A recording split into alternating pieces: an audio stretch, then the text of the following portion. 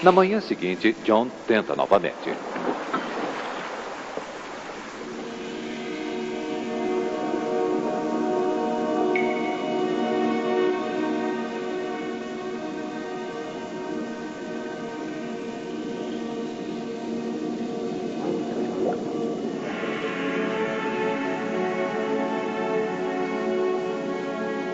Quando John passa pelo obstáculo, Hit entrega a câmera a ele.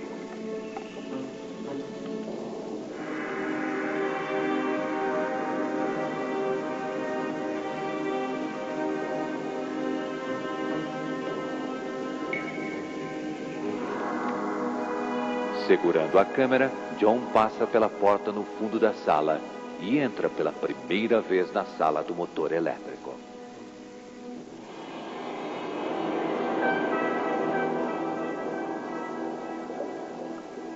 À direita estão os controles do motor elétrico. Um painel de fusíveis.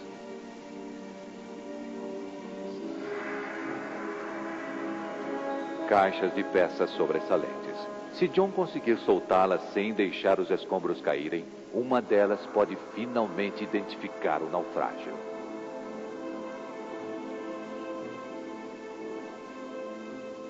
De volta ao obstáculo, Hit está esperando há quase 20 minutos. A lembrança do sufoco de ontem ainda está clara em sua mente.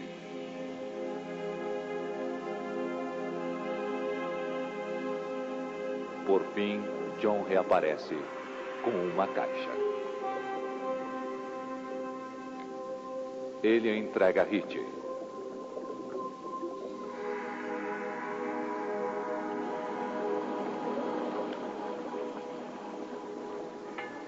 Eles a enviam à superfície num saco. O saco chegou aí em cima? Tá aqui. Muito bem. Tudo saiu de acordo com o plano. John entrou. Parece que eu fiquei junto à obstrução por uma eternidade. De repente ele voltou. Eu vi a luz dele tremulando à distância. Ele me passou um grande saco verde. E eu tive que me arrastar para fora do naufrágio. Eu tirei a caixa, entreguei ela para o Rich e fui buscar a segunda caixa. Eu não conseguia soltá-la, então decidi sair. O saco subiu? Bom, nós tiramos uma caixa, mas há muitas outras lá. Eu queria aumentar o máximo possível nossas chances, mas vamos ver o que temos aqui.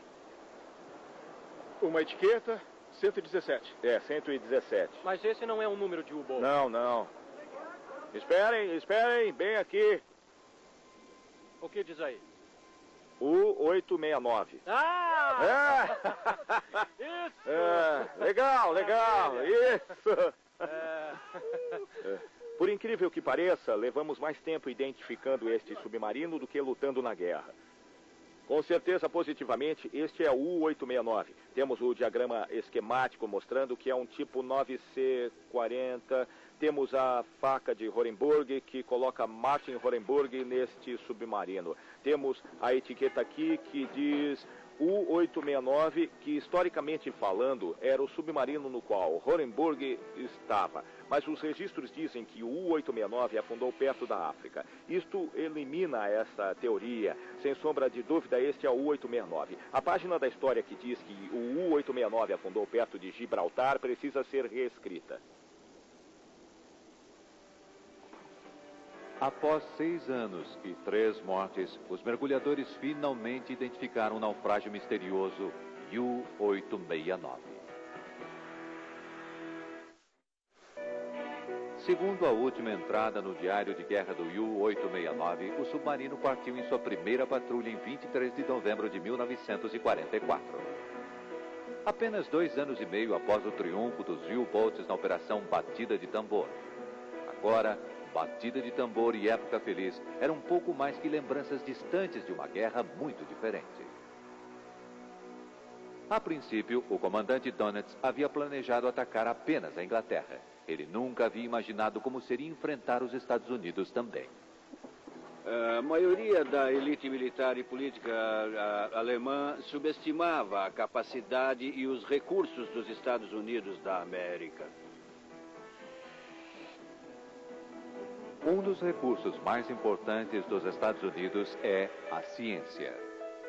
Em universidades e centros de pesquisa, equipes científicas estão desenvolvendo novas tecnologias para caçar U-Boats. Eles deram início a um grande estudo nesse aspecto, incluindo o MIT, o Laboratório de Som Submarino de Harvard, a Universidade de Columbia, a Western Electric, Laboratórios Bell, um tipo de ação conjunta. Um dos focos do estudo científico é o radar. Desde os anos 30, cientistas alemães também estavam trabalhando no radar. Embora ciente desse trabalho, Donitz não reconhece a magnitude da ameaça. Ele ignorou os comentários de um observador que alertou que a maioria de suas operações na superfície seria detectada por radar, que na época estava sendo desenvolvido por todas as marinhas. Donitz ignorou o alerta dizendo: não vamos nos preocupar com isso. De repente, durante a guerra, havia a tendência de sermos surpreendidos por aviões, sem saber como eles podiam nos encontrar. Aos poucos, fomos compreendendo que eles deviam ter radares. Aos poucos, mas constantemente, os aliados passam a levar vantagem. A reviravolta acontece em um único mês, que as tripulações de U-Boat se lembrarão para sempre como Maio Negro. Maio de 1943 foi o mês em que 41 submarinos foram destruídos. Os caçadores dos primeiros anos haviam se tornado a caça nos últimos anos. A época feliz mudou para o que chamamos de Zollgorkenzeit, ou época do picles azedo. Não nos divertíamos mais nos submarinos. Um U-Boat daquela época, como no começo da guerra, tinha que passar pelo menos 4 horas na superfície a cada 24 horas para que pudessem recarregar sua bateria. No fim de 1943, a onipresença dos aviões aliados eliminou todas as regiões seguras do oceano. Mesmo à noite ou numa densa neblina, um avião com radar pode detectar um U-Boat na superfície. O que Donitz realmente precisa é uma revolução de design, uma embarcação que possa ficar o tempo todo submersa. O conceito alega que temos um submarino, uma embarcação cujo habitat natural é abaixo da superfície e não na superfície. É uma etapa que resulta na necessidade, porque a superfície significa morte. Um verdadeiro submarino sempre foi o sonho do professor Helmut Walter.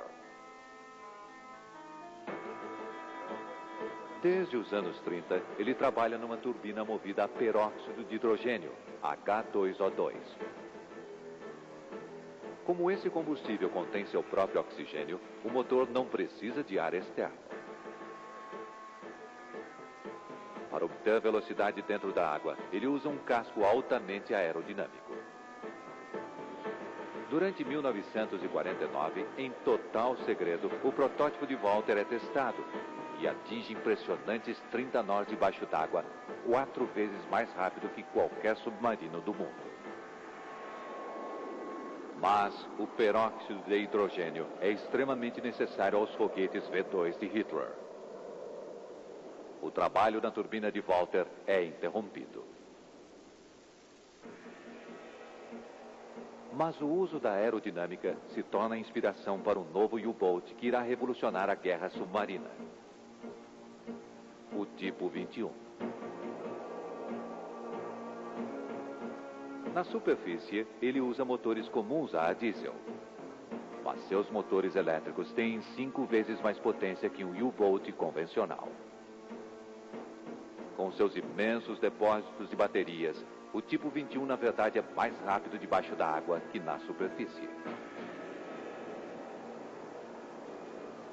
Desapareceram os canhões, as plataformas e as grades. O tipo 21 não é criado para lutar na superfície. Na longa história do submarino, essa é a primeira embarcação realmente submarina.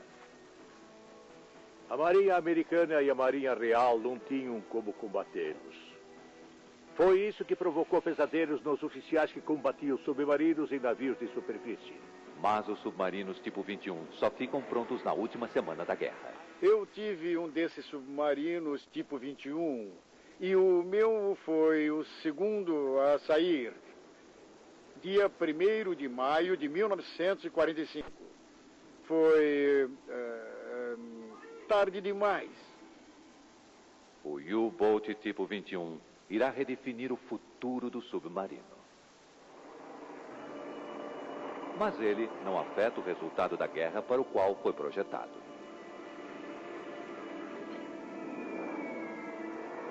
No final, o submarino alemão é decisivamente derrotado. Quando dizem hoje que os submarinos alemães afundaram 2.000 navios e tantas milhões de toneladas, eles não dizem que isso é uma porcentagem ridiculamente pequena dos navios que cruzavam o Atlântico sem serem incomodados por um submarino alemão. Na verdade, o submarino alemão fracassou na Segunda Guerra Mundial. Foi um grande fracasso. Eles afundaram apenas 1% de todos os navios dos aliados. Em outras palavras, 99% de nossos navios, não importa aonde estavam indo, conseguiram passar. Mesmo assim, a ameaça do submarino manteve recursos aliados no Atlântico, que, caso contrário, podiam levar a guerra à Alemanha.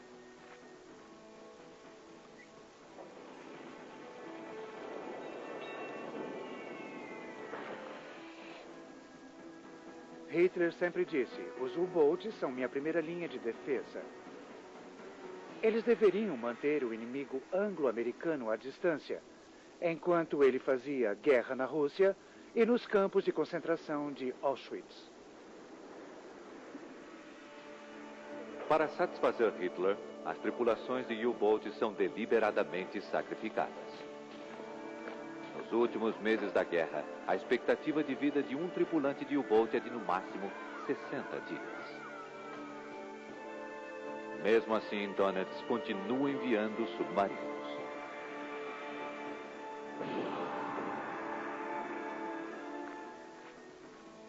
No serviço de U-Boats, houve 28.000 mortos e 5.000 foram capturados, de um total de cerca de 45 ou 48 mil homens.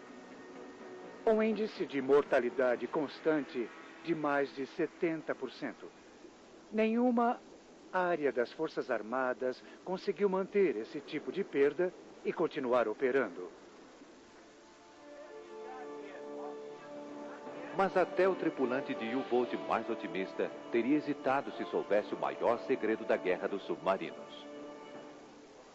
Os aliados haviam decifrado o código alemão.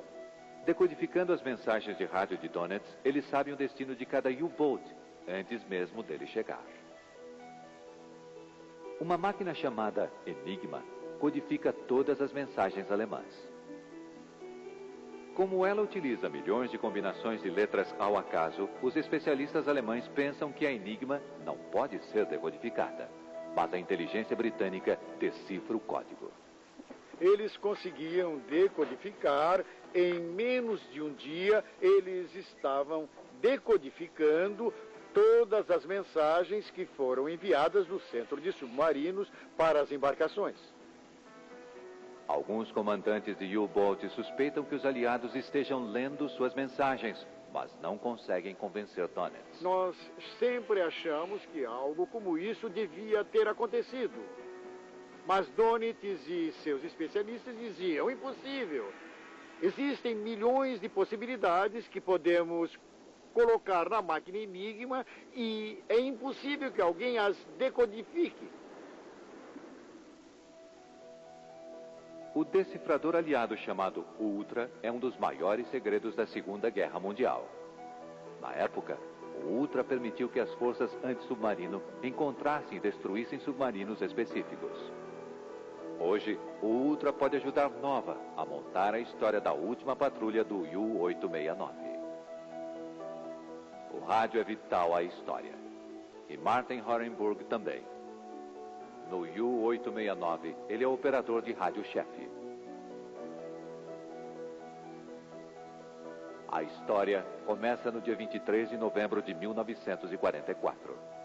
Após 11 meses de treinamento, o U-869 está pronto para partir. Seu capitão é Helmut Neuburg, de 26 anos. Esse é o seu primeiro comando. 8 de dezembro de 1944. U-869 deixa a Noruega em sua primeira patrulha de guerra. Ele ruma para o Atlântico. 3 semanas mais tarde, o comando de U-Boats envia ao 869 a sua missão: patrulhar os arredores do porto de Nova York. O U-869 tem que responder avisando que recebeu as ordens. Mas, vários dias depois, o comando de U-Boats não havia obtido resposta. Na verdade, o U-869 respondeu, mas o comando não ouviu. O problema pode ser o tempo, ou talvez defeito no rádio do U-869. Qualquer que seja a razão, o 869 e o comando estão tentando se comunicar e não estão se ouvindo. Mas os decodificadores Ultra estão ouvindo ambos. Agora eles sabem que o U-869 está se dirigindo para Nova York. Enquanto isso, o comando de U-Boats está preocupado que o 869 esteja com pouco combustível. Eles ordenam que ele vá para um lugar mais perto, Gibraltar. A central do U-Boat supôs erroneamente que ele havia usado grande quantidade de combustível. Então disseram, ele nunca vai conseguir chegar aos Estados Unidos com o combustível que tem e depois voltar. O comando de U-Boats agora espera que o 869 chegue a Gibraltar em 1º de fevereiro. Mas ele nunca confirmou que recebeu as novas ordens. Onde quer que o U-869 tenha ido, em 5 de março os decodificadores concluem que ele deve estar voltando para casa. 8 de maio de 1945. Acaba a guerra na Europa.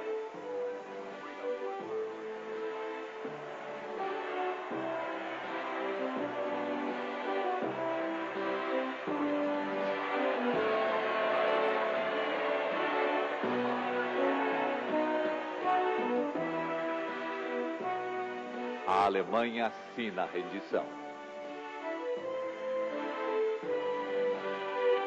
As tropas terrestres depõem suas armas imediatamente. Submarinos no mar recebem ordens de emergir e se render. Mas os aliados temem que muitos possam desobedecer. Centenas de submarinos não voltam. Para certificar-se de que nenhum escapou, os aliados reavaliam os registros de perdas alemãs. No caso do U-869, os registros alemães mostram que ele foi mandado para Gibraltar e que foi perdido lá por volta de 20 de fevereiro. A Marinha Americana verifica seus registros na região de Gibraltar. Eles encontram 3 ataques que podem ter afundado o U-869 e concluem que ele foi afundado pelo americano Fowler e pelo navio francês Lindstrey em 28 de fevereiro. Essa conclusão se torna o registro oficial do destino do U-869. É essa história que está inscrita na parede do memorial ao U-Boat na Alemanha e que foi contada às famílias dos tripulantes. Mas é muito provável que o U-869 nunca tenha recebido suas novas ordens. Ele não vai para Gibraltar, mas segue para Nova York e desaparece.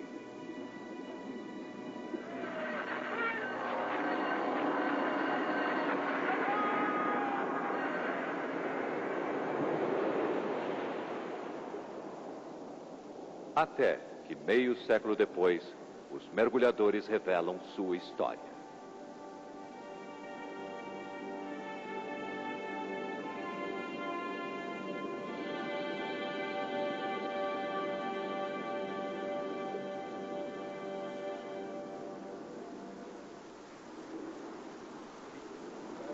Três meses após identificarem o naufrágio, John e Rich voltam à Alemanha. Eles visitam novamente o arquivo de Horst Bradle, desta vez para corrigir o registro oficial do 869.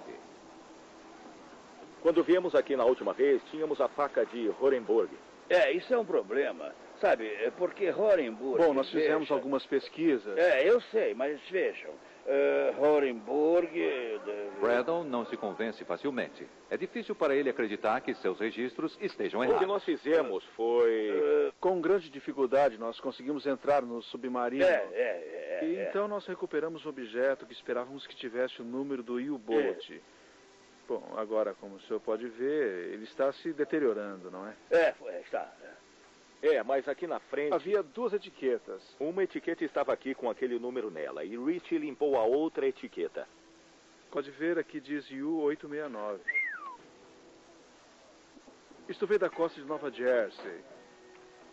De alguma forma, um erro foi cometido e o U-869 operava perto da costa de Nova Jersey. Está então, ele acabou afundando. Se isso for originário, eu diria que vocês estão realmente certos.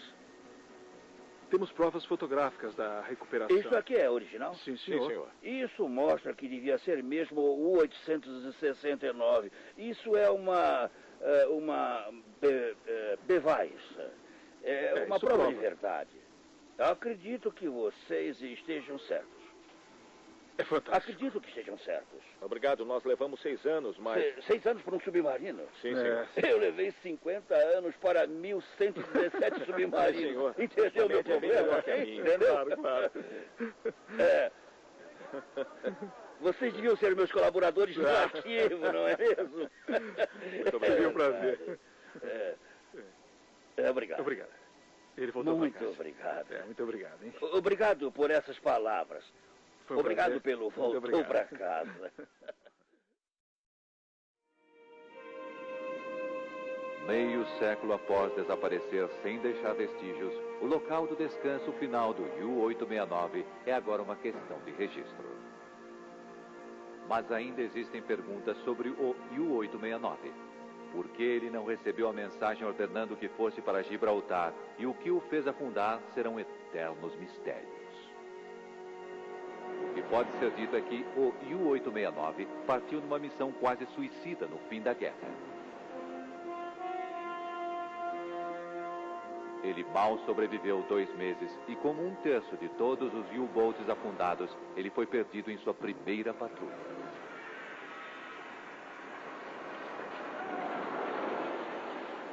O operador de rádio Martin Horenburg vivia em U-boats desde que a guerra começou.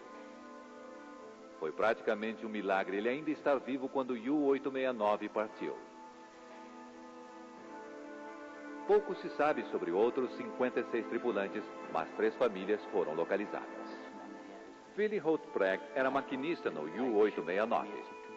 Seu irmão Johann começou a trabalhar no estaleiro de Deschmeck quando tinha 14 anos. É possível que Johann tenha ajudado a construir o submarino no qual seu irmão morreu.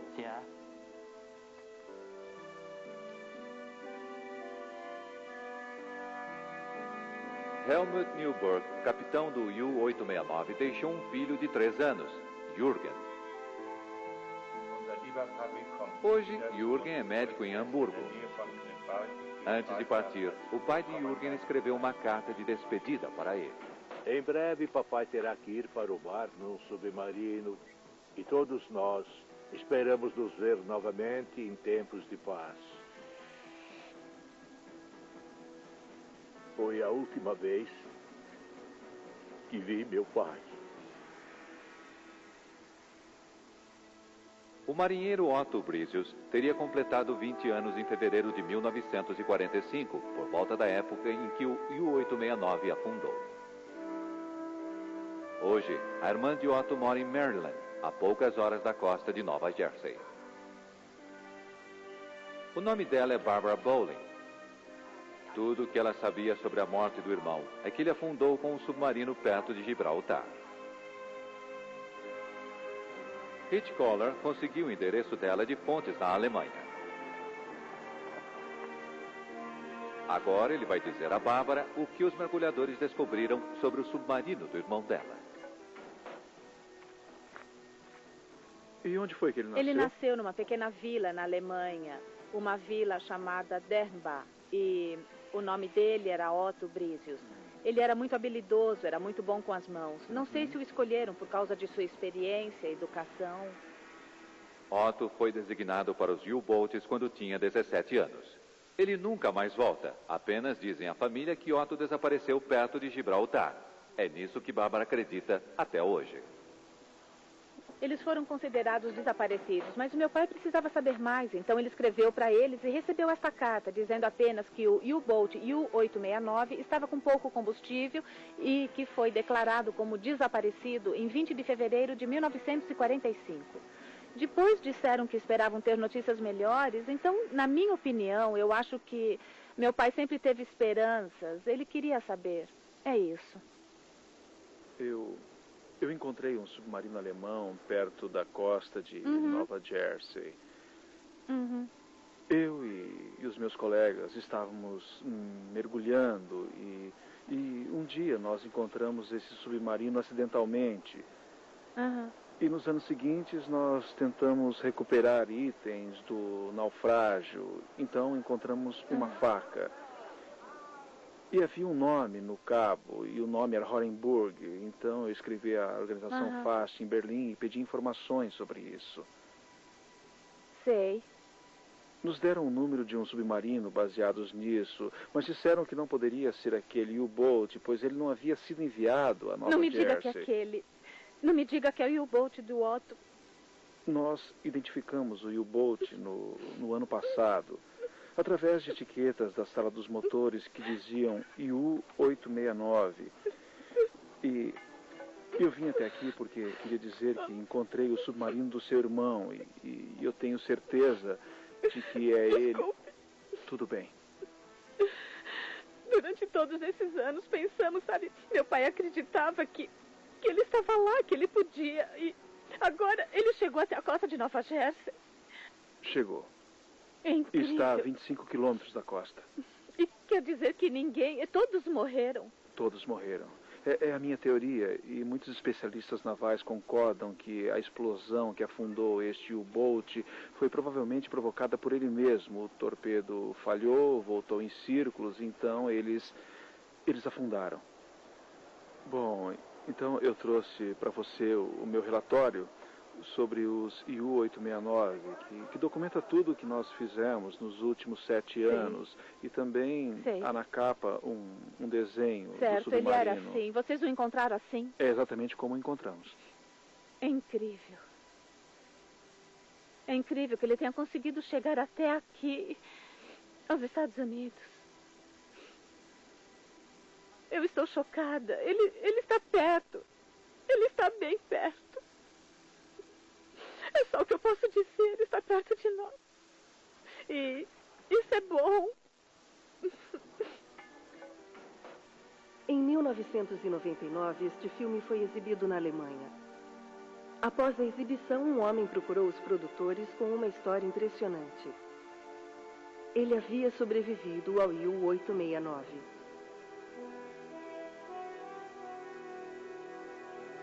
Dos 57 homens designados para o U-869, somente um foi salvo graças a um golpe do destino. Logo antes do submarino partir, Herbert Buchevsk foi hospitalizado com pneumonia e não embarcou. Como as famílias da tripulação do 869, ele sempre acreditou que seu submarino se perdeu perto da África, até assistir a esse programa. Eu não conseguia acreditar, simplesmente não conseguia. Durante 55 anos, eu pensei que o submarino estava perto de Casablanca, perto do Marrocos. Saber que está em outro lugar não muda nada. Mas desde que vi este filme, tenho estado muito emocionado. Sinto um frio na barriga, tenho pesadelos. As lembranças voltaram. A guerra, tudo que passamos, tudo que tivemos que aguentar, sem motivo algum.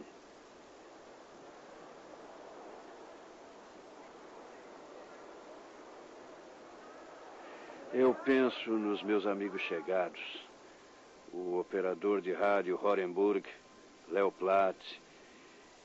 Eles eram meus amigos. De alguma forma, eu me salvei. Não sei porquê. Foi sina, destino, eu não sei.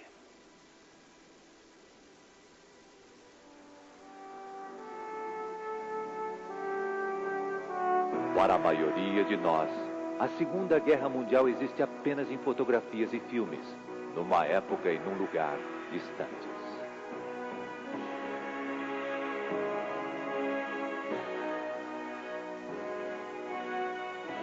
Mas o preço da guerra ainda hoje está sendo pago por sobreviventes, por parentes daqueles que perderam suas vidas, por aqueles que eram apenas crianças na época e por alguns que nem haviam nascido quando a guerra aconteceu.